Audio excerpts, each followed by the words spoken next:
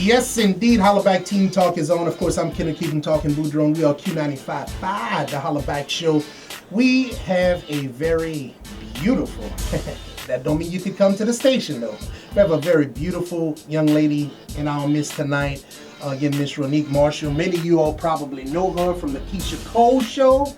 And of course, The Way It Is and all that other good stuff. But I want to let Ronique, just for a moment, again, we're so thankful that she's here with us tonight, just to kind of come to us in her own way. Again, she's the lead on Tomorrow's Daughter, which is a production you're going to hear some more about throughout the night. But Ronique, again, welcome and thank you for being here. Why don't you just let our listening audience know a little bit more about you? Well, thank you for having me. I really appreciate it. Yes, as everyone remember, I was on the #1 reality show on BET, Keysha Cole, The Way It Is, known for her best friend who was hired as her personal assistant. I am now pursuing my own career with my own reality TV show, which I was blessed with, and also pursuing my acting career as an actress, motivational speaker, and writer. Ooh, that's a lot going on. Yes. All right. What brings you to Tomorrow's Daughters? Why is it when you got that call, when you were contacted, what made you say, I have to do this? I have to do it because it was me once upon a time. I grew up with the struggles of a crack addict mom, who wasn't there for me, growing up alone with no guidance, being neglected, having no attention, going to school, and joining after school programming to get and receive that attention that I needed. So performing arts became a part of my passion and my heart when I was 8 years old. Joining the African dancing, drill teaming, basketball, running track. Those peers and those audiences out there gave me the attention that I needed that I wasn't getting at home. And I was applauded for it. And I was good at it. Right. That was my family, Right. You heard some of the things some of our young ladies have said here this evening already about, looking a certain way, being a certain way, the peer pressure that exists among, young ladies growing up today, trying to make impressions, trying to be accepted. Would you agree with some of the things that they've said thus far? I most definitely agree with it. We are stereotyped in so many ways. The way we comb our hair, the way we wear our hair, what shoes we put on, what jeans, what coats, what purse we wear, and you are stereotyped in certain groups, I would say. And it depends on, like they say, how you look is how you're going to be able to fit in with society nowadays, because as you look at us celebrities, we are the role models. We are the future for them. We are the ones who they want to grow up and be like. So it's up to us to make a positive impression on how they should be and how they should enact as a teenager, because I was a teenage mom. Wow, okay. Yeah, I had a baby at 16. I didn't get the safe sex talk from my mom. Like I said, my mom was there but wasn't mentally there. I raised myself. Yes, indeed, it's cool to holler at me. Go ahead and holler at me. 920-5777 is the number to call. 920-5777 is the number to call. You could talk directly to Ronique Marshall right here in studio, formerly with Keysha Cole's The Way It Is. Best friend, manager, she did it all, y'all. We want to hear from you. 920-5777. Again, you could talk directly to Ronique, or you could still talk to Kenneth, but I realize right now I'm on the low tier, but it's all good in the neighborhood. Look, I want to bring up Jamil Jones. Jamil is the producer of Tomorrow's Daughters. And Jamil, you've heard a number of things that were said by our team board, some of our young local talent here, and of course, Ronique has shared some things with us. What stimulated your thoughts to want to do such a production, and what are you looking to accomplish? One of the first things is I am a dad. I'm a father. I have 2 kids, a teenage daughter, 2 boys. And one of the things is, just watching my little girl grow up. She's 16 now. She has a mother and father at home, and we go to church, we raise her with morals. And yet there's still a lot of peer pressure in the school system. There's still a lot of peer pressure amongst her friends. And the last between the ages of 15 and 16, I just found that there were a lot of just rebellion, and she's going through that period with rebellion and just peer pressure, and just wanting to be in the in crowd. So while raising her, we had the sex talk with her. You know, we did everything right. In fact, you know, one of our things was abstinence. We were preaching abstinence. And, you know, just wait. You know, she's an actress. You know, she was just did a BET movie called Kiss the Bride, and she just had her career in front of her. And she got involved with a young man. And I like to say it was a happy accident, but she became pregnant. And we had to, you know, for me that was devastating as a father. You know, I just, she had the support element there. She had a mother, father. We go to, you know, doing the church thing, and you know, just raising her to the best of our ability. And yet, you know, what went wrong? You know, what went wrong? It's something I did. How did I feel? So I started really blaming myself. And being involved in TV and film, I said, you know, I watch my kids, and you know, they spend 6-7 hours a day just updating their Facebook. They're watching TV. You know, they're watching BET. So essentially what happened was media has become the parent. And being a TV producer, I said, you know, something has to be done. We have to take this to the next level. You know, we have to be able to enable a tool to let kids know that, you know, they're not alone, specifically young women, because young women are our future. They're our mothers, they're our daughters.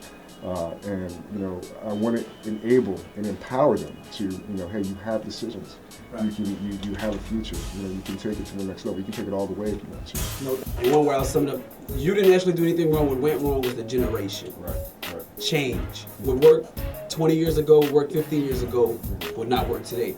The society, the media, peer pressure, friendship, all that have a bigger toll than actual household, has a bigger toll than parents. So what you say to me as a father, I hear you, but I don't want to hear that. So what my friend says to me has a bigger impact because that's what I'm doing, that's what I'm living, that's what's happening today. Because what you did back in your days, that don't happen anymore. So I don't care about that. I'm doing what happens today. So talking to them isn't enough. It's more so showing them the outcome. You know, some of them learn, like fellas, you know, they watch their mom get beat, so sometimes they feel like that's what I'm supposed to do. That's what I'm supposed to do to keep a woman in check. Otherwise, ladies see their mom staying there, so guess what? I'm supposed to stay. I'm supposed to be submissive to my husband, you know. But there's a thin line between being submissive. So talking isn't quite enough. It's more so getting into it and making them understand, letting them see things, being more graphic. This is what kind of STD you can get versus you can get an STD. You know what I'm saying? Let them see it, make them understand, and quality time. Definitely make them get that relationship. So that way they feel like you're telling me something, I can take it because we have a relationship. Have to set for themselves. It has to be consistent, ongoing, never forgetting. And that would correct some of that. Now, I would be willing to bet if I was to ask Jamil right now, he would say, Kenna, we did that. Okay, I'm sure, Jamil, I'm sure y'all did that. Yeah, absolutely. You see? You constantly reinforce affirmations. You know, I was her biggest cheerleader. You know, she had her acting career going on, and you know, one of the things I said, you can do anything you put your mind to. You are the best. I made her believe that, and you know, she did believe that. She turned out, you know, that the producers from BET wanted to put her on this, you know, made-for-TV movie, and she did well. And she was on the way. But my daughter is my heart, you know, and one of the things I constantly remind her of is, you know, you are an independent woman, and God has given you a purpose, and you can go all the way. Right. You know. Some of the girls, I can say as teens, we most definitely sometimes hang around with the wrong crowd, and it's peer pressure. Some of our friends may be doing stuff and talking us into stuff and making us seem like, oh, it's cool, girl, and you with the crew, so you hanging with them and you thinking, okay, I gotta fit in, maybe I need to try. Like when I was a teenager, all my friends were sexually active. All of them was pregnant. It was crazy how we all was pregnant at the same time, like it was a thing to do. That considered us being grown because our mama wasn't there. So now we can be grown and make our own decisions and our own choices. You know, but so some of the kids who are coming from both parenting homes with all the love that's being shared to them, like I said, most of it comes from peer pressure, and they feel like they're missing out on something. And just the curiosity. It may just be the curiosity of wanting to know. How does it feel? You know, we as parents, we're not going to be perfect, number one. You know, we're out there, we're trying to make a living, we're trying to get the bills paid, you know, of course. See that? You know, and what you have to understand as teenagers, you know, you can't take for granted that, you know, we're out there trying to grind and out there trying to make sure that you guys have clothes on your back, you have food on the table, and so forth. Because if you ever been in a household where you don't have those things, you know, it's difficult. It's a difficult situation.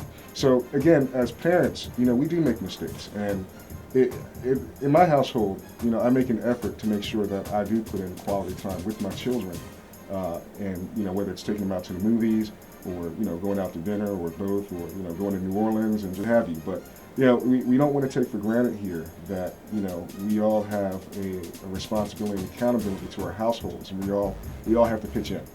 So, you know, and just remember, we as parents, we're not perfect. And, you know, if you need to, let's remind our parents, hey, mom, dad, do you mind if we go ahead and spend some quality time together? Let's spend time as a family. You know, so you also have accountability as a member of your household to let your parents know that, you know, it's time to, you know, we get in the hustle bustle of life, and sometimes we do forget. Exactly, and they can speak out. They can speak out and let us know, I need that time. Yes, go ahead. Yeah, I most definitely. Dad is at work 8 hours a day. You're at school, you get to be with your boyfriend 8 hours a day. You know, and then there's after school things that take places, dances and other events, and you get to walk around and hold hands, and everyone just wants that individual love, that undivided attention source. You know, mom, dad, and mom have each other. Who does daughter have while mommy and daddy at work? Besides they girls. Right. And they girls got their boyfriends, you know? What do we do after we finish? Go get my own. Right. Wow. What do we do? You know, that's sort of a situation that happened to me. I got married at 18 years old because my father left when I was 5. So me having the first boyfriend at 16, having my child, you know, brought, you know, like I said, adulthood and growth to me. Then my husband came along, my ex-husband at 18 years old. We got married, and he took in my son as if it was his, and which would make me fall in love with him even faster. So a year and a half later, we were married. Wow. Which 6 months later turned into abuse. And I stuck in there for 5 years because I thought he loved me.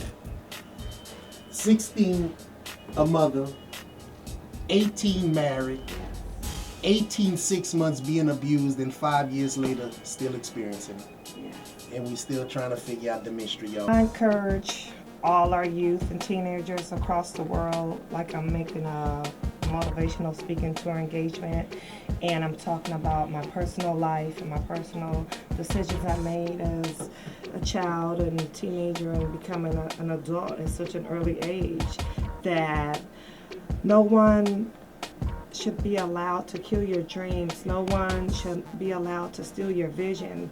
Find mentors and people that you are comfortable to talk to, as I had to do.